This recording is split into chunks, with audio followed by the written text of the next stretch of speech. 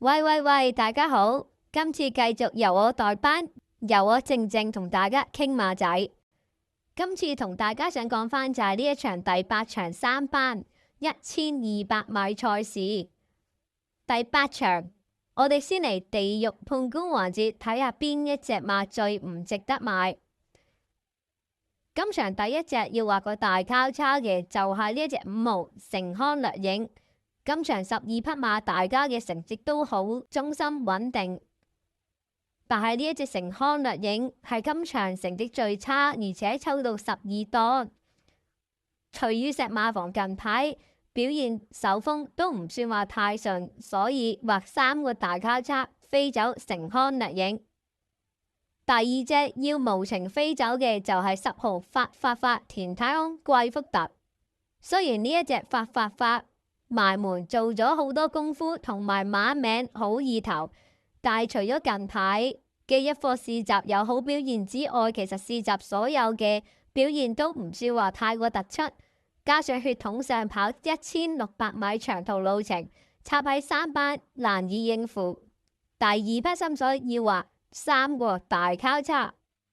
第三隻勇敢少少要飛走嘅就係11號可靠大師潘頓大衛希斯。雖然飛走潘頓我都好驚，但係上次可靠大師一升翻3班個表現真係難以接受，加上今場同場大家嘅對手都相當之強，所以都係要飛走。今場大機會都係做一啲熱門嘅馬匹，所以絕對唔值得搏。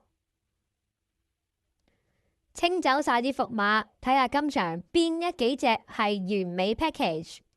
第一隻要揀翻嘅係9號長勝隊長何澤堯吳鵬志。長勝隊長今季跑咗好幾次跑馬地賽事都有一個好嘅表現，唯獨係12檔嗰幾場成績比較差。上進一攞翻個1檔何澤堯即刻可以上翻個名。今次長勝隊長繼續由何澤堯執韁，有7檔幫手，絕對不容忽視。另外上一場長勝將軍比起同場其他對手都留得比較後，遲遲都追唔切上嚟，所以只係緊跟輸短馬頭位。我哋一齊睇下片先，大家可以睇翻長勝將軍依家仲係一個偏後面嘅位置，產母慢慢揾位上嚟，但係電源之區等等嘅馬匹呢已經係擺喺前面放甩咗，放到順晒。電源之區依家3爬2步追上嚟，相當之好嘅表現，但係只係最後僅輸半個馬位。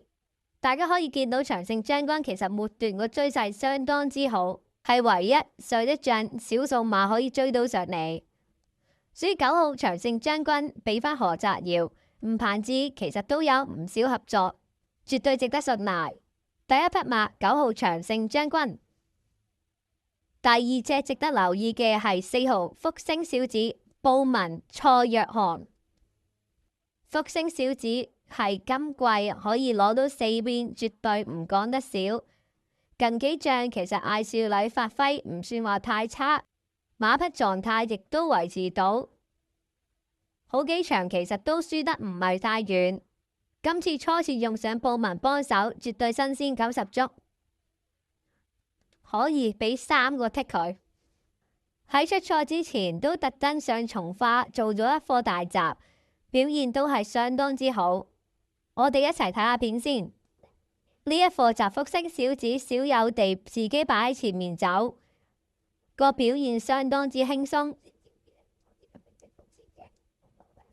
大家可以見到騎馬人一路鬆住撳住，絕對冇用一啲推騎打邊嘅動作，都可以好鬆容頂得住一個前置嘅位置，同佢慣常出賽嘅跑法完全唔同。呢一課大集嘅頭馬係自強不息，係現今香港泥地嘅專家，之前仲要出咗韓國去跑，泥地實力絕對不容忽視，所以福星小子有一個咁樣嘅表現係絕對值得觀望。今季有4 win 喺1200米賽事嘅福星小子，大家點可以賴低佢？一定要留意翻。所以4號福星小子布文蔡若翰。最後第3匹要留意嘅係3號寶駿梁家俊毛偉傑。今次最重要嘅係一個好嘅檔位1磅。呢一匹馬一直以嚟都係由梁家俊去幫手跑，雖然袁幸堯有10磅嘅優勢，但上次發揮上絕對唔好。喺跑馬地呢一隻嘅寶駿更加之係100% 嘅上名率，最差嘅都係第4名。今次俾翻幫佢贏馬嘅梁家俊跑，信心更加之係大。之前跑馬地1200米，梁家俊都跑到第3，我哋一齊睇下片先。自己主動擺喺前面走嘅寶駿，雖然放得唔係好順，但係呢最後嗰幾步都可以頂得住，跑到個第3，表現相當之亮麗。對比翻上一場3班1200米賽事，寶駿、百駿福星、天鵝迎天都有好幾隻馬係想擺喺前面走，所以步速都偏快。相反，今場賽事大多數馬都會係留前鬥後，例如福星小子、連冠王、星運笑着、長勝隊長等等。